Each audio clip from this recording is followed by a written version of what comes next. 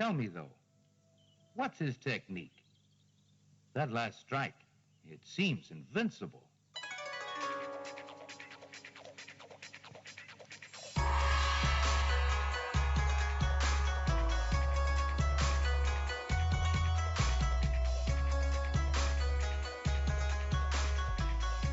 Hello, and welcome to Sons of the Dragon, the Immortal podcast. My name is Conor McKenna. And I'm Carl Stout.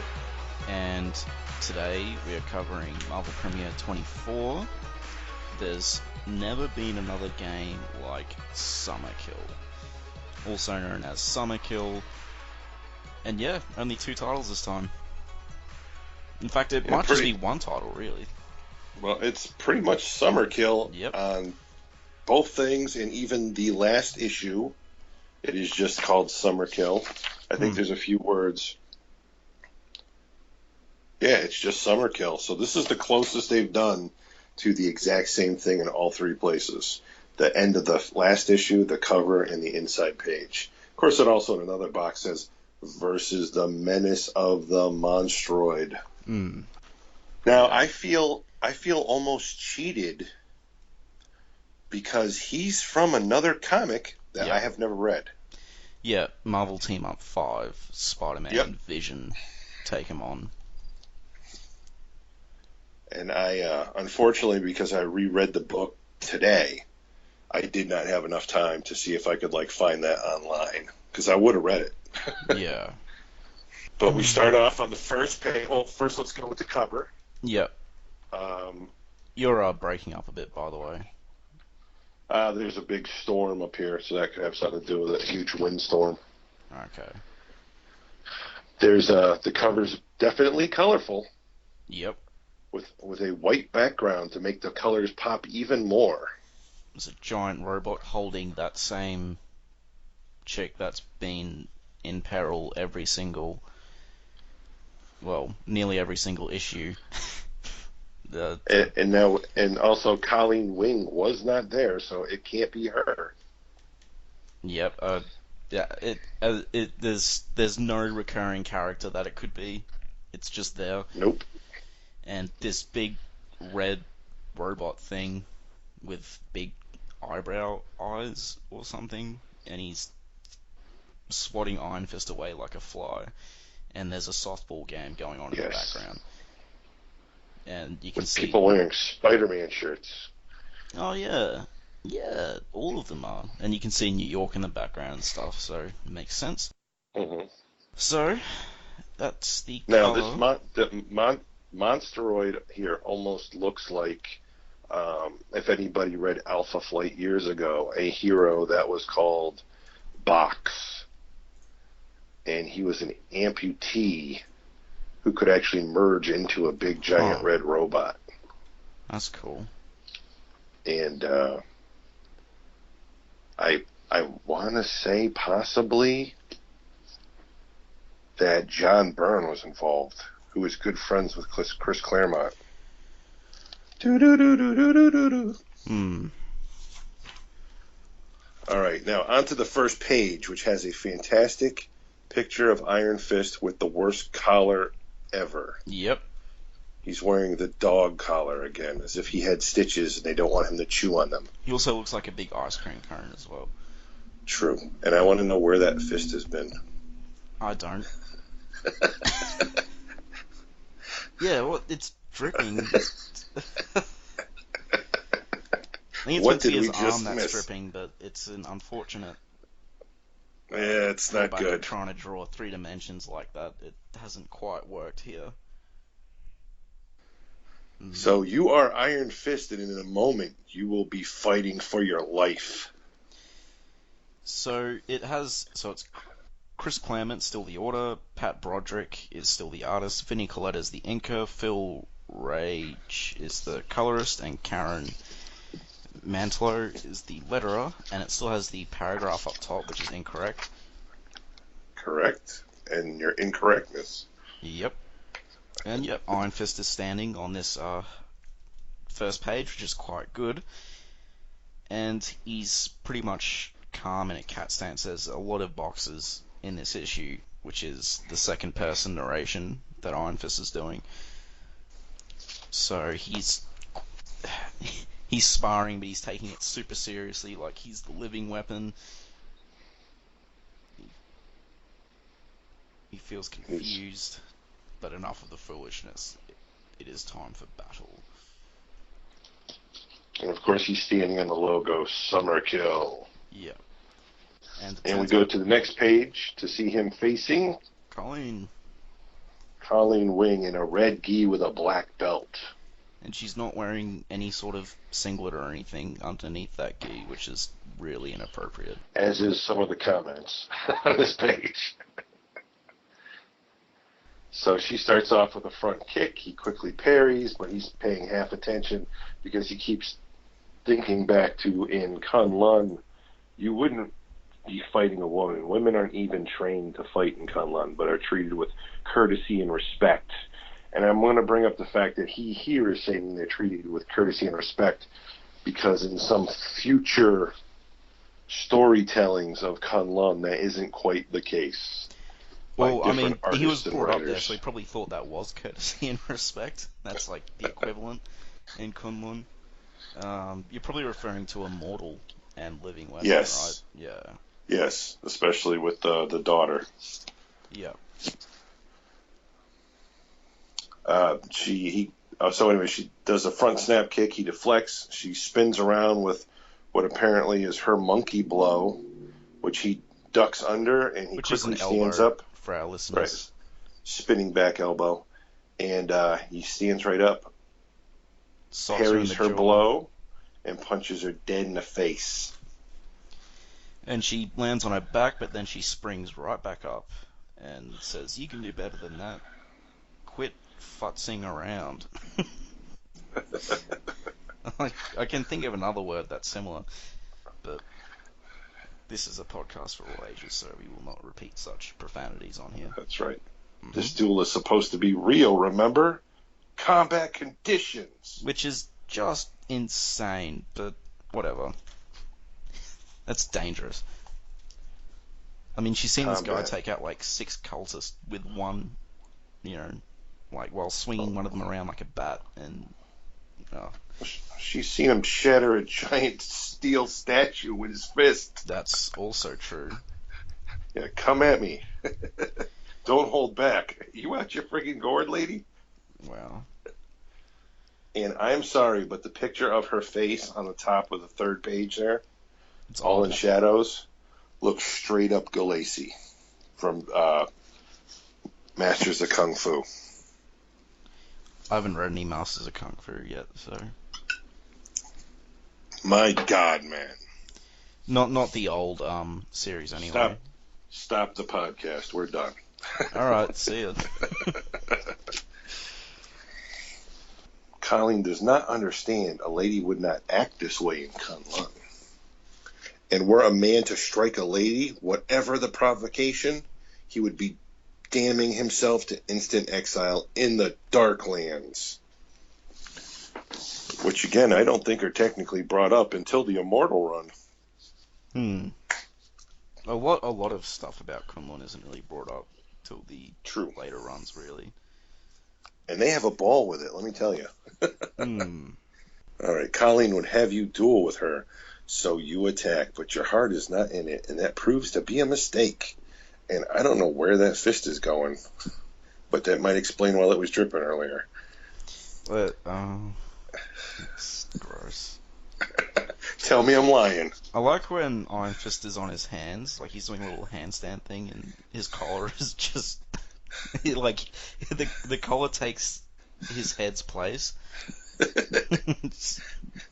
What's also funny about the collar is, again, we're making fun, but the artwork is still... Yeah, it's good.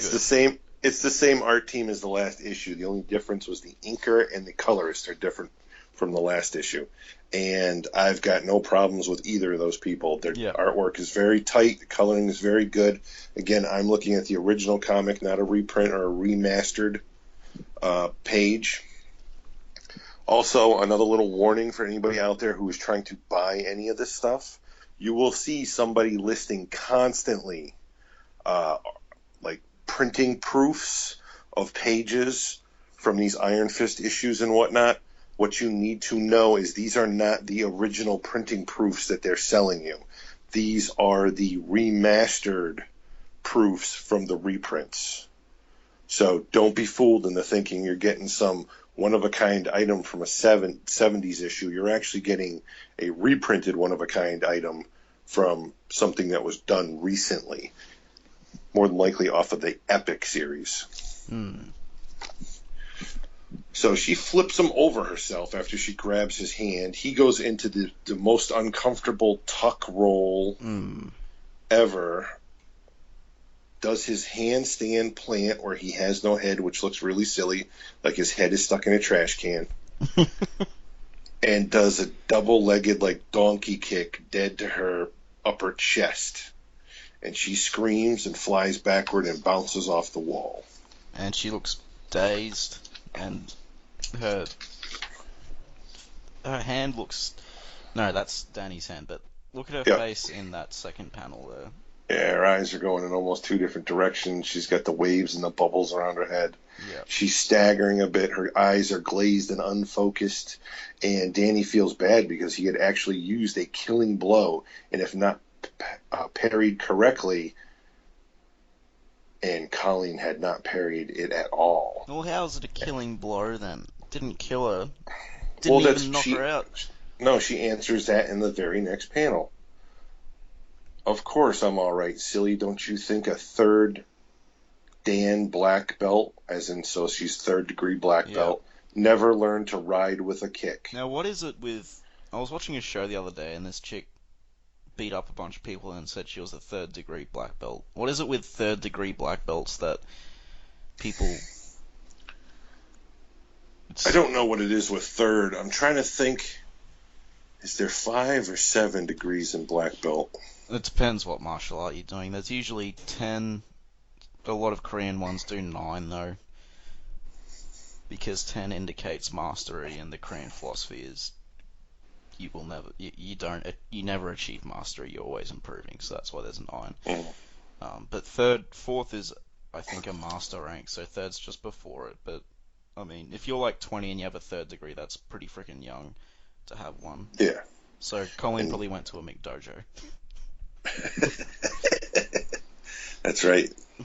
Every 3 months you get a new belt color, no matter what. Yep, the belt factory, camouflage belts. Keep giving us that money every month. The real question should be is where the hell did the stick come from? Exactly. So now she's swinging a stick around like a lightsaber, making Danny dance like a monkey. Yeah. And she's like, what would your precious Lee Kung have to say about this Iron Fist, the pride of Kunlun, defeated by a mere slip of a girl? He would say you spoke too soon, as he shatters her stick with his fist.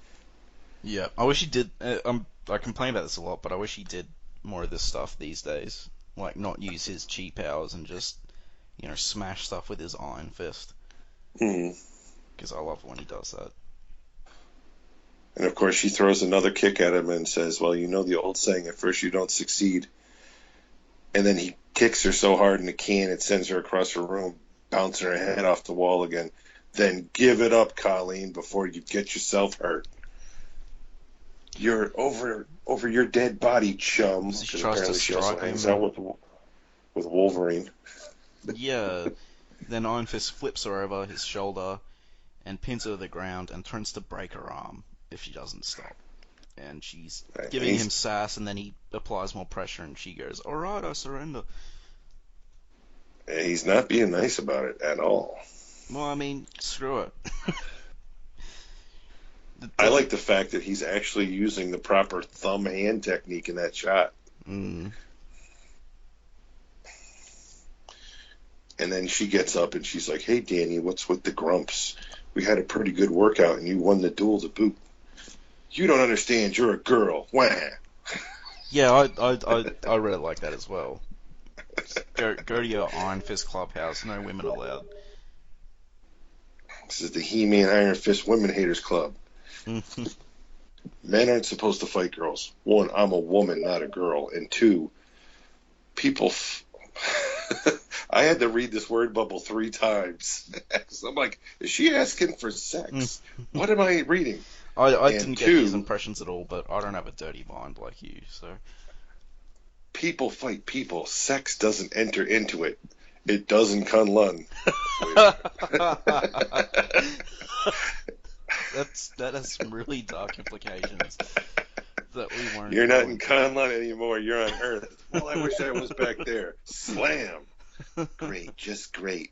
All right, now another thing here is with what they're setting up, this looks again like a romance, which never happens. However, I've said this before, and I realized in doing some other research in the week that I'm completely skipping over something. In the Ultimate Universe, Danny and Colleen have a kid together. In an alternate universe? Yep. Which one? In Ultimate Spider-Man. Oh, okay. I know about him in Ultimate Spider-Man, but I never read. In Ultimate Spider-Man, it turns out they find out that Danny is actually a traitor. And then he reveals that, yes, he's been feeding the Kingpin information because the Kingpin had kidnapped his kid that he had with Colleen Wing. And of course, then all the heroes join together, they all storm in and get his kid. Yeah, and where's Colleen in that? Is she in it?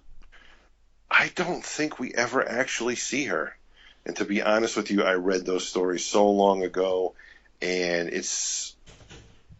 I did not keep the issues, so I couldn't go back and see if she was in them or not. Yeah. It's refreshing to see, though, that she's the first female character, and she's around his age, but she's not a ham-fisted love interest. Mm-hmm. Because in every other 70s comic, they'd be a love interest. Yep. I mean, look at... No. We don't talk about Roxanne on this podcast. Another Ghost Rider reference, people. Shh. Yep. Different show. We haven't started that one yet. Roxanne is one of the worst and most annoying. But she saved him. She left pretty early, at least. So. All right, and then we go to the next page, which proves, even in 1975, S.H.I.E.L.D. was still slapping their name on everything. Mm-hmm. So it goes to a S.H.I.E.L.D. facility, Fenris Station, and the alarms are going off. Intruder alert, red alert, and, well, everyone inside is dead. And these, well, not two guys, but guys accompanied by a bunch of other people are breaking in. And the guy comments that pretty much all you need now is money. Money can buy you anything. It can buy you a trader. It can buy you nerve gas. It can buy you a combination to a top secret security vault. Why, it can even buy him a monstroid. And here we see this giant red and silver robot with two yellow glowing eyes shackled to this computer wall. Yeah. And this is where it says, remember our old buddy Ballocks from Marvel Team Up number 5. And when I read that, I just went, no. And then I looked it up.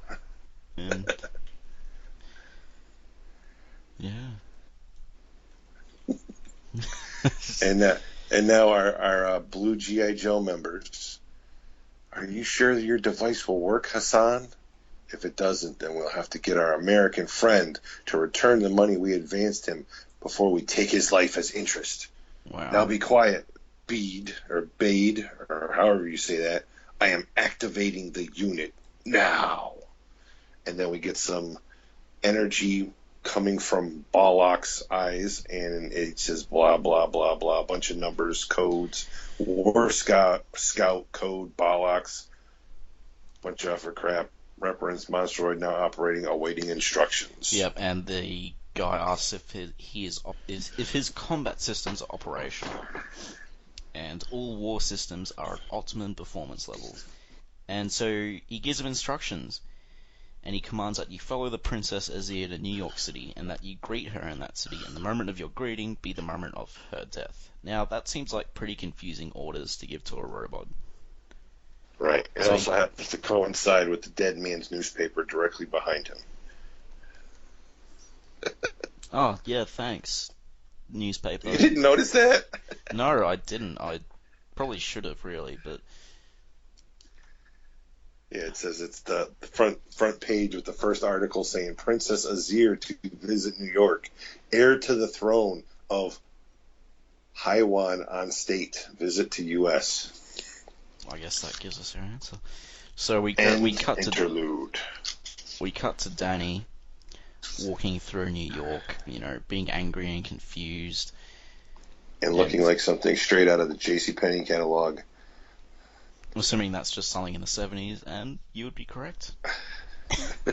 So he's walking through, he's contemplating, he's brooding as usual, he's still pretty cranky. He doesn't like this place as Iron Fist, but as Danny Rand, he thinks he might like it. And would Danny Rand like it in Kunlun? Ooh, he's having a bit of an identity crisis. Because every superhero does, I guess. Right. And it also again mentions 11 years again. Does it? I mean, Yeah, well, bottom left-hand corner. Let's see. The park shot. The world he left 11 years ago. Maybe it's been a year since he got out. It was one quick year. Yeah, I guess. And that's one scary balding hippie playing frisbee. Yeah. And is he fat or is he? No, he's jacked. Yeah, He just has no neck. It just looks like weird shading, like it's brown and well, anyway. But all this art's been pretty good. Yeah. It's been solid. The face details of the goons even is good. All the bodies drawn in the foreground in that facility were really good. Danny looks fine. New York looks good. It looks like Central Park. It's a sunny day. And that shot of him walking down the stairs is quite good as well. As he's alone in this very vast park, the bottom left panel. Yep. Yeah, that's a good panel. But then the crack of a bat against a softball takes the matter out of his hands. And his revere is shattered for a second time today, which leads to flashback. I love the kid's smiling face. boy's face wearing a Mets hat. It looks like the ball's just about to hit him in the head. Yeah, take it right in the eye. And we see young Danny in a baseball outfit going, "I got it, Dad, I got it," as he catches the ball with his left hand. And then, boom, back to reality. Dan's leaping through the air, catching the ball with his bare left hand. And you are reminded of a saying, the thunder of the Thunderers. What the mind forgets, the body always remembers. And then we get to see a cop again that we've seen in the past. Raphael Scarf. Lieutenant Scarf. Yep. If that's how you pronounce it. I think so. I don't see how it could be pronounced any other way. That's true. And he's talking with this other cop who's really short. And they're like, has a really freaky beard. Yeah. Ooh. Where's the rest of the hobbits? Am I in time for second lunch? Wow. So, yeah, Lieutenant Scarf wants him to play, and Iron Fist, he agrees to play. Well, he's almost a little floored by the fact that, he really doesn't have any friends. Well, he's overwhelmed. I mean, he has a friend. Well, he has two friends. And they're the Wings, which one seems psychotic and one is, a doddering old man who's way too cheerful about assassination attempts. Oh, those pesky cultists. Those crazy kids. Yep. Get off his lawn. So he decides to join the softball game. Oh, and the other team's all wearing Spider-Man shirts. Now, I have to honestly wonder if that's the Marvel Bullpen. And that was like a little... Because they used to have bullpen issues where, they'd make guest appearances and stuff, and I honestly think those are all people in Marvel. They do seem very specifically drawn. They're all very different. Yeah. Especially for I'm going to say that's definitely the Marvel Bullpen. Yeah. And all this artwork's still really good, especially the next panel where Danny's getting ready to hit the ball, and it has it's a great panel. Scarf just kicking this chick in the shins. It doesn't look very sportsmanlike. Well, he's sliding in, and she's dropping the ball, so that's it looks like a he's legal. Kicking her in the leg, though. It does, and it also kind of looks like she's Princess Leia, but that's true. You can't kick Princess Leia in the shin. Which is 2 years from now. Yeah, it's like just 2 years too soon. Yeah. By the way, I didn't find anything for September 1975. Yeah, there was nothing going on. So he's discovering that, one, he's good at this game, something he hasn't played again in 11 years, and two, he's having a blast doing it. Everyone's having fun. The princess that was mentioned earlier is a surprise guest who snuck in on the crowd and is loving it, cheering both sides on. And all the second-person monologue is still super dramatic, by the way, just so you know. He may as well be fighting for his life. Instead of playing just a fun game of softball. Yeah, his second person monologue commentary is great. He's just taking it super seriously. He's just acting like an alien, really. What are these Earth people? And I'm enjoying this Earth game. Maybe Danny's Martian Manhunter. That'd make a lot of sense. That would be awesome. Crossover when? And I don't know about you, but I know you're a Superman fan where I'm not. I actually prefer Martian Manhunter over Superman. I do like Martian Manhunter. I think Martian Manhunter is actually a great character that I don't think they do enough with. They used to do a bit with him, but and even now Cyborg's replaced him in the Justice League lineup, which I don't really like. Mm-hmm. Well, at one time, wasn't he actually like 4 different people at the same time? Probably. I think he was like 3. He was Martian Manhunter, 2 other superheroes in different countries, and a detective in New York. I know he was a detective, but I'm sure you're right though. So the game is down that Danny's team with the Marvel Bullpen members are up by 1 run, and it's, I think, the bottom of the 9th, and there's 2 men on base, 2 outs, and Scarf is up, and he nails a high fly right at you, and Danny's going for it just as this other man who is very short is also going for it in the spine, and Danny goes right in the lower back. Hey, and they both hit the ground, and the little dude's rolling on the ground, laughing Iron his head Fist off. considers punching a hole through his head. Right. He goes, for a moment, you're angry. After all, you've been made to look a fool. So what? It won't kill a man to look foolish among friends, and you do look funny. So everybody's laughing, and then Scarf is like, I don't believe it. I just don't believe it. The great stone face finally cracks up. Well, this is what I thought. I mean, this is the first time he's laughed, right? Yep. Is this the first time he's smiled? I'm not sure about smile, but it's definitely the first time he's laughed in this whole thing. Mm-hmm. Which... And of course, they talk about it, and Danny mentions the good book, which is kind of odd, but hey, whatever. As the good book says, Lieutenant, all things come to him who waits. And he makes a crack about what Lee had told. Scarf makes a crack to Danny about what Lee had said about him. And he's like, what'd he tell you about me? And then he's not letting it go either. The next panel, he's like, Lieutenant Scarf, what did? And then he's just like, what are you looking at? Is something wrong? And Scarf's like, I don't know. I gotta say, Danny's face looks a bit munted on that bottom panel. Yeah, I do like this guy's art style, but he has a bit of an issue with facial consistency. It's like Danny Rand looks like 5 different people in this issue. There's the Martian Manhunter theory again. Yep. So then he's like, what are you looking at? Then you see this giant fat robot just flying through the sky. The biggest unibrow ever. Yep. Come on, let's move over by the princess, because for some reason everyone knows that's the princess, even though she just a page earlier. Well, don't you see the toadstools near her? snuck in incognito. This plumber won't leave her alone. Come back, I'm sorry I hit you. Well, I mean, he does have, like, the wife beater overalls on. Oh, boy. Yeah, no, we'll get complaints about that. No. Hey, at least we'll get mail, right?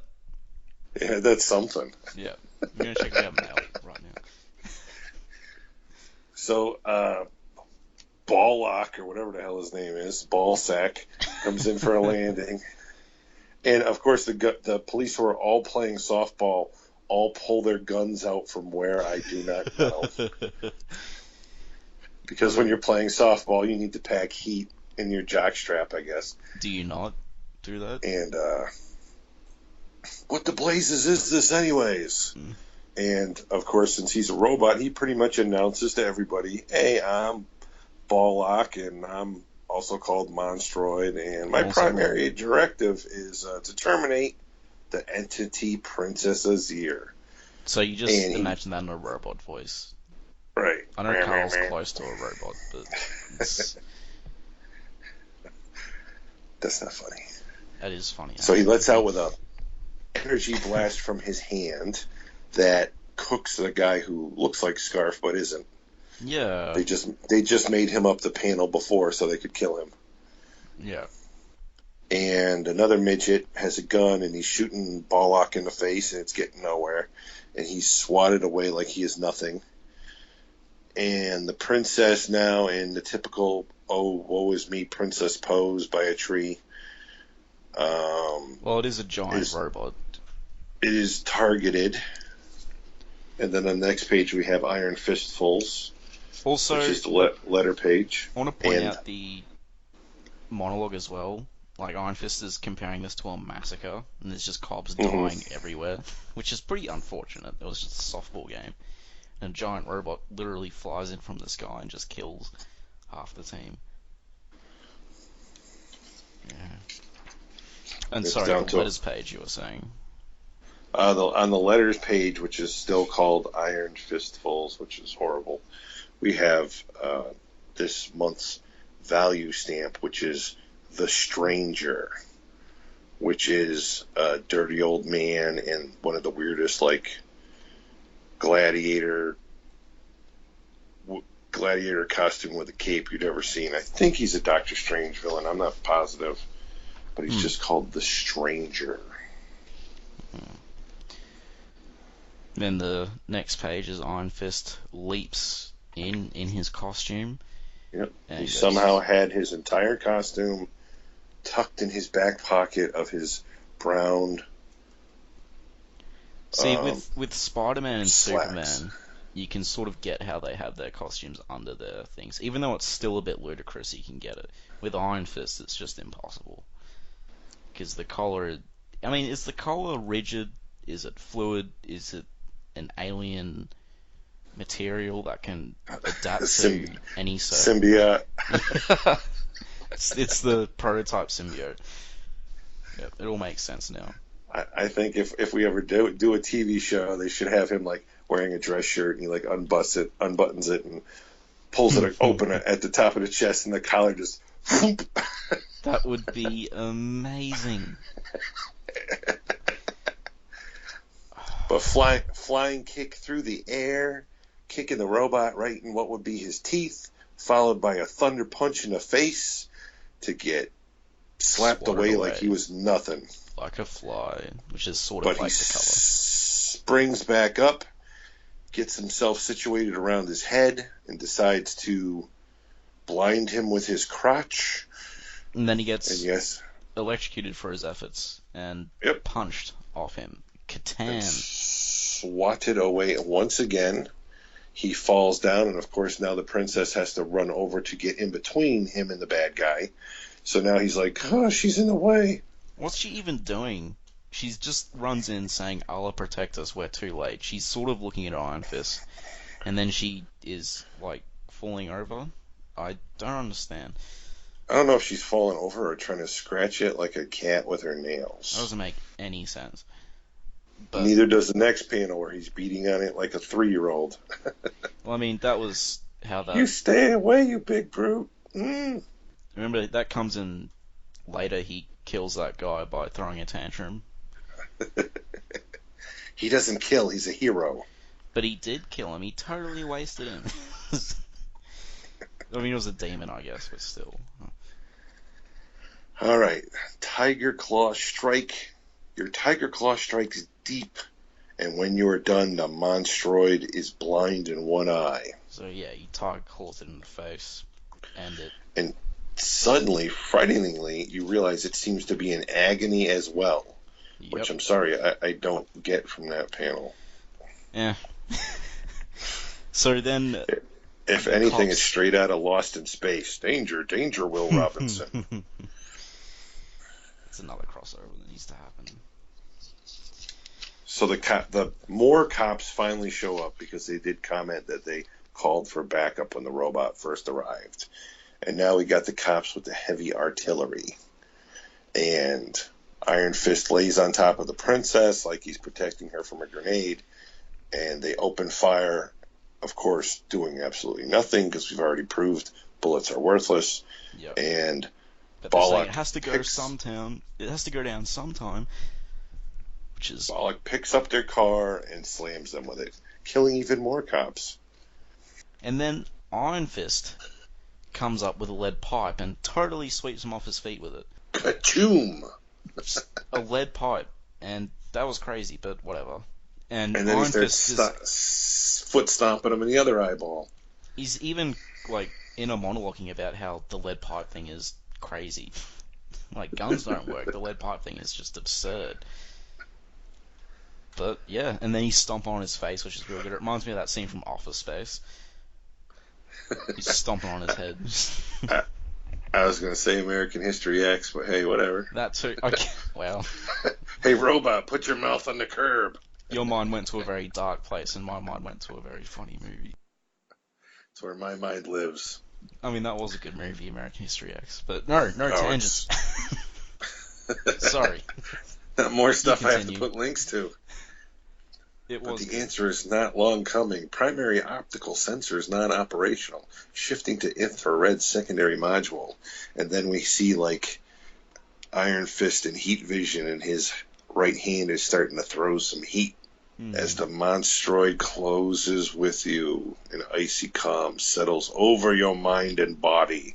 A gathering of the will and the soul. I feel like I'm the guy from Conan. It's a sorcerer. Until still capable of executing prime directive, termination of life entity, Princess Azir. That's a robot, not Iron Fist. I love the two panels where it's through the robot's infrared vision.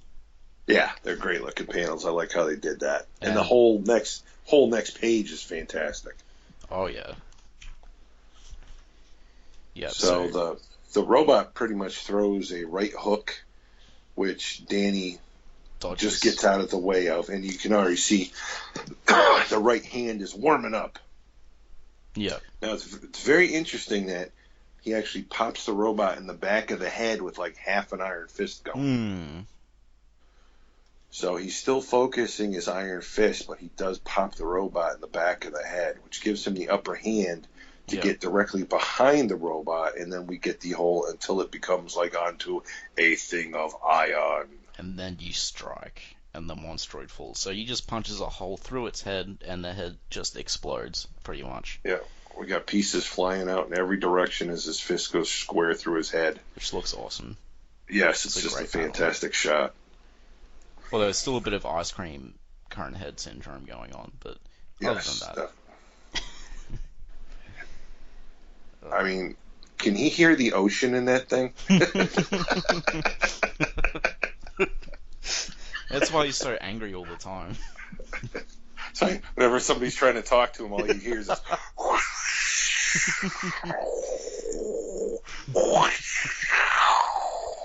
God damn it, what are you saying? Yeah, actually, that's a good point. It probably would inhibit his peripheral vision a lot. Well, not with only that collar, I mean, the collar does change and morph a lot, like the symbiote that it is. So yeah, this is the snow cone collar is thankfully not around for long. Yeah. So yeah, the robot's down. Robot's down, smoking and on fire, and it looks like him and the princess are making out. But they're not. He's just hugging her, I think. He's hugging her and stroking her hair. Well, considering he's holding her close to comfort her. in a monologue He is glad for the her. dead. The nightmare is over. And then we see, dun, dun, dun, a man we're going to be seeing a lot of. Yeah. Supposedly the main villain in the TV show. That's never going to happen. Well, allegedly never going to happen, according to such reputable sources as Peel the Orange. So, you swore, Hassan, that your mechanical toy would destroy the Princess Azia. Well, my name isn't Mojo Jojo. Yet she still lives. How can this be? Great one. How could I have known this Iron Fist would interfere? You are my servant. I expect you to know. But no matter. What is done is done. The Iron Fist has set himself to opposition to my desires. For this transgression, he must be punished. Go, Hassan. Find where he lives, who he knows, who he cares for. Find me a weakness in this hero, that I might use it to destroy him. And then I don't know why these panels are in pink. Yeah. And then orange. Word bubbles, sorry. 2 pink word bubbles followed by an orangey orange word bubble. I will ravage this hero's soul and break his will to mine and make him a slave, so that the Iron Fist will either serve me like a dog or he will die. And next issue, Morning of the Mindstorm. Mindstorm. I'm pretty sure Mindstorm was the villain of Daredevil 100, and it sucked. I was going to say, wasn't that a Space 1999 episode? Yeah, probably. With Martin Landau? That was actually a really good issue, though. It actually was. I mean, if you were to flip through this and just look at some of the panels, you're going to be like, oh my god, it's about a softball game and a big, stupid-looking robot. But Chris Claremont, to his credit... Very to his credit, he made it work. And the artist, I mean, you put a princess, a giant robot, cops, and a softball game together, and a snow cone head... And if you make that work, then you must be a really good writer. Yep. But no, this issue was really good. Yeah, very impressed. We are. It's character building is basically what it came down to, with a good fight in it. It's just as good as the last issue. It's better than those cult issues. As much as I love cults, just the artwork and the writing was a bit too wonky in those for my taste. Yeah. No, good solid issue, even though looking at it quickly you were like, oh my god, this is going to rot, and it was a nice surprise. Very pleasantly surprising, yes. I'm quite pleased. Do you have anything to add? No, I'm good, other than I can't wait to get to Summerkill, which also is the last issue, I believe, in the premiere run. You mean Mindstorm? Mindstorm, sorry. Yeah. Summerkill was this one. I can wait a long time to get to Mindstorm. I mean, I haven't read this Iron Fist issue in a long time, but I read the Daredevil one. Well, Daredevil and Black Widow, to be correct, and it was pretty terrible. Anyway, so, yeah, contact us. Please send us mail, send us feedback. We're lonely. We just talk to each other all the time. Send us anything. Yeah, send us complaints or anything, so you can contact us at sonsofthedragonpodcast@gmail.com.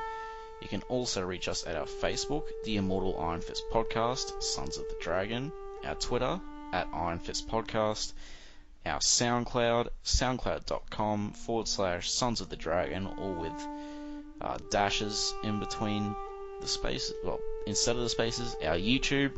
If you just search Iron Fist Podcast on YouTube, you'll find us pretty quickly. And our WordPress, Sons of the Dragon, the Immortal Iron Fist Podcast.wordpress.com. We are also on iTunes, so feel free to rate us there. And we are on Podcast Garden. If you go to the literature section, you will find us pretty quickly. So, yep, there's lots of places to follow us, lots of places to leave feedback. Please email us, that'd be awesome. Ask us Ghost Rider or Hellboy questions. Yes, hell, we'll answer, I'll answer Superman questions, we'll answer personal questions, like what shampoo do I use, stuff like that. I'll give you a secret. I don't know what shampoo I use, I just get the bottle and put it on my head. He'll tell you which direction his toilet water goes when he flushes, because it's not the same as mine. Also, I'll give you my opinion on Peel the Orange as well, because I don't think I've covered that yet. There'll be 4-letter words in that response. Lots of them. Alright, well, till next week. Yep. Oh, don't forget, don't sue us. Iron Fist, Monstroid, Colleen Wing, all of these people are property of Marvel Comics. And, well, Disney, I guess. But, yeah, That's right. Any music or anything we use, it's all for free, it's for fun, so don't sue us, we don't have any money, and we do not make money off this anyway. And yes... And feel free to send us original music, too, if you think it would fit our podcast. Yeah, for sure, definitely. We'll use it and give you a shout-out if we think it will work. Yep. Actually, I'll give credit, our little opening theme that we always put in is, sorry if I pronounce your name, Thomas Tissot, I think. He actually made that little piece himself and let us use it for the podcast, so thank you for that. Thanks, Tom. Thanks, Tom. It's awesome. It is awesome. I spent so long looking for something that would work, and I could not believe it when I found it. It was perfect. Yep, but until next week, let your fist become unto a thing of iron as an icy, cold calm comes out of your entire body. Or just have a nice stress-free week and don't punch anyone. All right, peace. Peace.